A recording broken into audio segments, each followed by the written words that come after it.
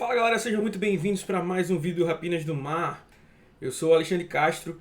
No vídeo de hoje a gente vai falar um pouco aí sobre o pacote Dime e o Ryan Neal, que tem tido um papel de coadjuvante nessa defesa, mas um papel mais importante do que parece, né? Ah, Primeiramente, se você não é inscrito no canal, convido você a se inscrever aí, conferir todo o nosso conteúdo, deixar o like. Siga a gente nas redes sociais, no @Rapinas do Mar. E ver textos novos todos os dias lá no site, no rapinasdomar.com.br. Né? Então, apresentação feita, vamos falar um pouco aqui sobre justamente isso. A defesa dos Seahawks não é uma defesa que encanta ninguém, infelizmente, nesse ano. Muito por conta de problemas do próprio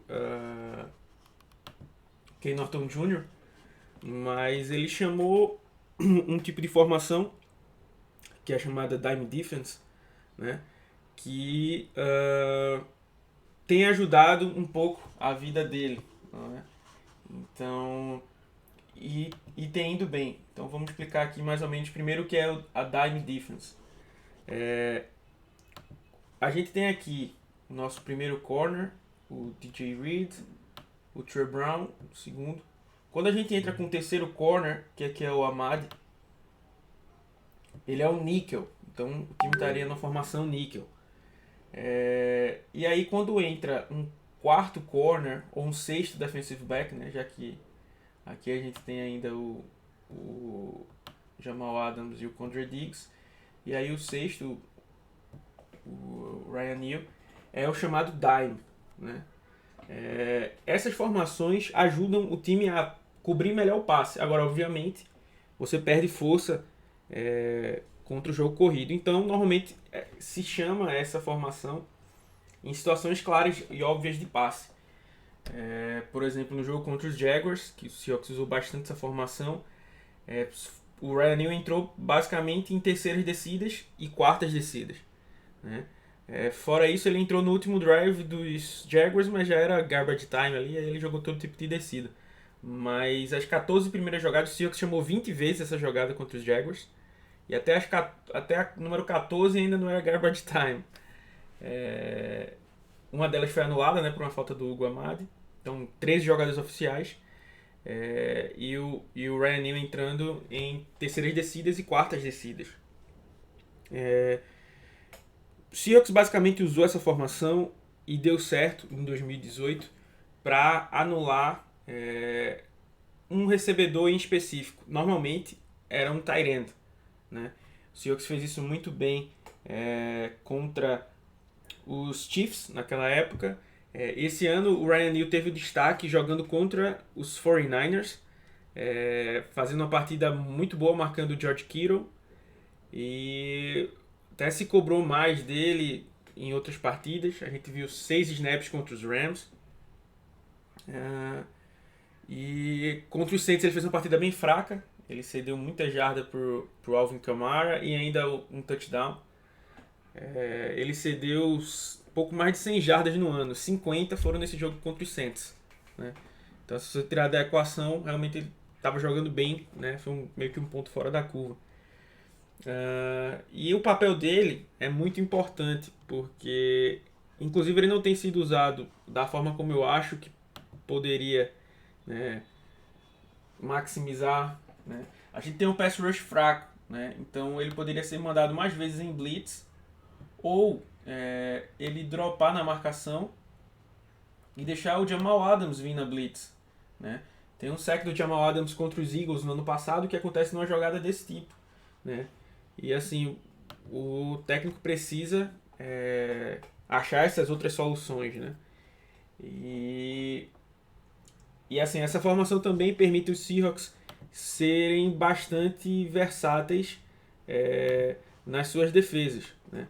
Por exemplo, das 14 jogadas que eu tinha falado, o Seahawks chamou 6 vezes uma cover run, misturando cover run blitz, cover run robber, 5 vezes uma cover 2, né? 2 vezes uma cover 2 invert, uma vez uma cover 2 invert fire zone, e uma vez cover 2 man e uma vez cover 2 zone, e 3 vezes uma cover 3, né? Então 6 vezes cover 1, 5 vezes cover 2 e 3 vezes cover 3. Né? Então, dá para fazer muita coisa, fora essas derivações que eu já falei, que tiveram aí, né? Por exemplo, o Ryan Neal pode ser usado como spy, foi usado como blitzer, né? Foi usado marcando individualmente, foi usado marcando essa zona intermediária aqui que a gente chama de rook zone, foi usado como safety, marcando em profundidade mesmo, né? Então, assim, o funcionamento dessa dime só acontece se o Ryan Neal estiver jogando bem. Então ela é muito importante para esse esquema, né? Então agora, depois de toda essa introdução do que é o dime e de como ele funciona, a gente vai ver aqui algumas jogadas justamente para mostrar essas diferenças, certo? Cadê aqui? A primeira jogada, a gente tem aqui o Ryan Neal e o Bob Wagner bem próximos à linha defensiva, né? Meio que ameaçando uma blitz, né? E aí os jogadores já estão de olho neles, mas os dois vão dropar na marcação, né? O Ryan Neal vem para essa zona aqui, como eu falei, a Rook Zone, e o Bob Wagner vem marcar a outra Rook Zone aqui. Era uma terceira descida e dessa vez os Seahawks não se deram bem, né? O time tava, deixa eu voltar aqui só para mostrar. O time tava numa cover 2 invert. A gente fala muito da cover 2, né? Dois caras cobrindo o fundo do campo. Só que aqui tem uma pequena diferença. Aqui o Quandre Diggs, ao invés de cobrir o fundo do campo, ele vem cobrir o meio do campo. Nessa rook zone, como um robber aqui, cobrindo o meio do campo. O Hugo Amado, que é o níquel, então ele normalmente marcaria essa zona daqui. Ele não marca essa zona, ele vira o que a gente chama de ranger, que é quando um corner vira safety. O Seahawks chama isso de ranger. E aí ele vira o safety cobrindo meio campo. E o Jamal Adams cobre o outro metade do campo, né? E aqui os Seahawks estão meio que mostrando uma formação como se fosse com um safety só no fundo do campo, mas é uma formação com dois, né? E o cara que está mostrando que vai cobrir o fundo do campo, na verdade vai cobrir o meio do campo, né? Então tem bastante disfarce aí nessa cobertura pro Trevor Lawrence, para justamente atrapalhar ele nessas leituras. Aqui o Ryan Neal, como ele sabia que o Quandre Diggs, ou deveria saber, né, que o Quandre Diggs ia cobrir mais esse meio do campo, ele tinha que estar mais perto desses números aqui, né? E aí ele não tá e acaba dando um pouco mais de vantagem ali, eles fazem essa conversão. Então eu queria que vocês lembrassem aqui do cover 2, né? Dois caras cobrindo no fundo do campo. Cover 2 invert é quando a gente tem um papel invertido, né? No caso aqui um corner vai fazer o papel de safety lá no fundo, nesse caso é o Ahmad, é o cara que normalmente tem feito esse papel. Aqui a gente tem o Ryan Neal indo na blitz, ele alinha mais ou menos como se fosse um linebacker aqui, vai chegando próximo, e aí realmente vem na blitz. Os Seahawks estão numa cover run, a gente vê aqui, pode perceber isso, porque o Jamal Adams está marcando, foi movido para cá para marcar o running back, né? E aí quando o safety está em cima do running back ou do tight end, e o linebacker está em cima do running back ou tight end, normalmente é um indicativo de marcação individual, né? Então o Seahawks estava só com o Quandre Diggs cobrindo o fundo do campo e o resto do pessoal marcando individualmente e o Ryan Neal indo em blitz, né? E aqui ele vai na blitz contra o Andrew Norwell, consegue escapar, até fazer um bom trabalho assim, tentando se desvencilhar, né? No final das contas acabou sendo batido ali pelo Norwell, que é um bom left guard, mas ele conseguiu sair desse jogo com um sack e com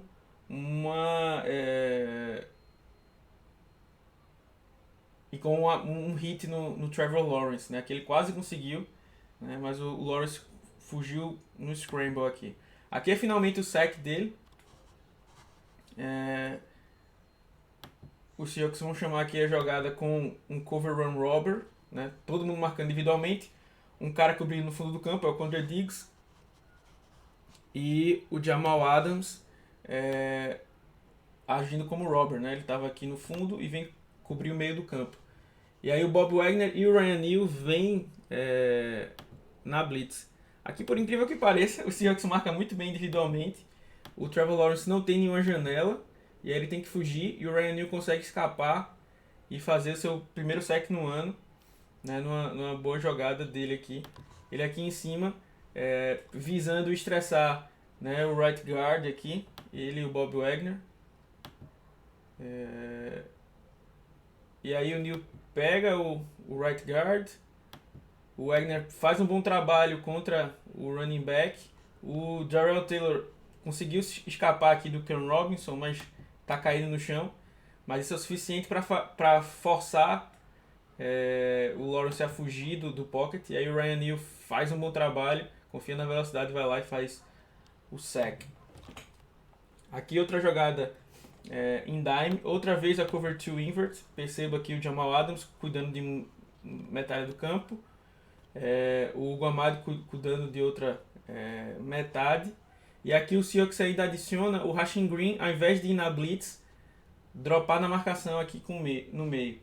Essa daqui que a gente tem reclamado bastante, eu até acho válido, porque aqui a gente está cobrindo várias zonas no meio do campo. Então não é como se o Rasheem Green tivesse que cobrir 10 jardas para um lado e 10 para o outro, como algumas vezes ele ficou. Né? Aqui ele não tá cobrindo uma zona bem curta, né? Porque o lado direito é como se ele estivesse cobrindo essa zona central. As costas da zona central está sendo coberta pelo Diggs, né? O lado esquerdo da defesa coberto pelo Neal e o direito pelo Wagner, né? Então realmente foi bom mostrar coisas diferentes aqui para o Lawrence, que aí tenta fazer esse passe para o lado direito da defesa, esquerdo do ataque, e a bola acaba sendo um drop, né? Então é isso aí, pessoal. Espero que vocês tenham gostado, entendido bastante o que é essa dime play. Como eu disse, tem ajudado os Seahawks na cobertura ao passe. Ela é mais efetiva quando você consegue isolar o Ryan Neal contra um jogador, né? Então, às vezes a defesa está jogando todo mundo em zona e o Ryan Neal marcando individualmente o melhor recebedor daquele time, né? Só que marcar caras mais rápidos é complicado para ele. Então, normalmente, quando o time tem um tight end muito forte, né? Um jogo com tight end muito forte, o Ryan Neal vai acabar aparecendo mais, como foi o George Kittle, né? E podem ter outros por aí. Nesse jogo, por exemplo, não estava marcando ninguém especificamente, mas o seu papel, fazendo várias coisas diferentes na defesa, mostrando várias coisas, ajudou a complicar o lado do ataque. Eu acho que a dime ainda pode ser melhor usada nesses tipos de blitz aí, mais bem desenhados. Mas percebam que nenhuma dessas blitz, né, as duas que a gente mostrou aqui, gerou um sec efetivo, né? Então um dos caras indo na blitz virou o sec, né? Ali o Neal foi na blitz, ninguém conseguiu se desvencilhar, o Lawrence fugiu para um lado do pocket e aí o Neal foi lá e aproveitou, né? Assim, gerou uma pressão, mas não gerou propriamente o sec, né? Então eu acho que pode usar um pouco mais disso e algumas vezes usar o Neal trocando de papel com o Adams, como ele já fez inclusive nesse jogo, mas colocando o Adams na blitz pela lateral, né? Então ao invés de ser o Neal vindo na blitz, o Adams vindo na blitz, né? Colocando ele em algumas situações melhores de campo aí. Então assim, se isso aí tem ajudado a gente um pouco a melhorar na defesa ao jogo aéreo, mas seria sensacional se a gente conseguisse trazer pressão para o quarterback, né? A gente passou o trade deadline, não trouxemos nenhum pass rush, temos problemas ainda no pass rush, né? E aí talvez uma forma de ajudar, né, seja justamente trazendo essas blitz mais diferentes, né, com mais defensive backs em campo. E um ponto importante é que isso meio que está tentando corrigir um defeito do Jordan Brooks, né, que foi muito mal no começo da temporada cobrindo passes, né? Inclusive cedeu um touchdown aqui nesse jogo. Então assim, você tá tirando... O Brooks é um cara muito bom combatendo no jogo corrido, cobrindo de sideline a sideline, mas ainda é meio verde nisso. Tá evoluindo, né? Já não tá jogando tão mal quanto jogou nos primeiros jogos. Mas assim, você tira o Brooks de uma situação em que ele não tá indo bem, que é cobrir o passe, e traz um jogador que pode agregar mais. Né? Então a gente critica várias vezes o Ken Norton Jr. Continua sendo um corredor defensivo ruim, né? Mas nessa esfera aí ele fez tá fazendo um bom trabalho com esse ajuste aí do Randy. Agora é claro que perceber que outros ataques, né, podem começar a contra-atacar isso, né? Então chamar mais jogo corrido, já que você está mais leve, isolar essa blitz e queimar essa blitz em passes mais curtos, né? Ou screens, né? Então tem formas de contra-atacar, né? Ficar ligado para que os outros ataques não possam fazer isso. Ou quando fizerem a gente ter também o nosso contra-ataque. Né? É isso aí, pessoal. Espero que vocês tenham gostado. Espero que tenha ficado tudo claro. Se vocês tiverem alguma crítica, alguma sugestão, algum vídeo que vocês queiram, explica essa jogada, ou explica esse conceito, manda aí, né? Que, como a gente sempre fala, né? O site foi feito para vocês, né? Então é isso aí, pessoal. Espero que vocês tenham gostado. Um grande abraço e Go Hawks!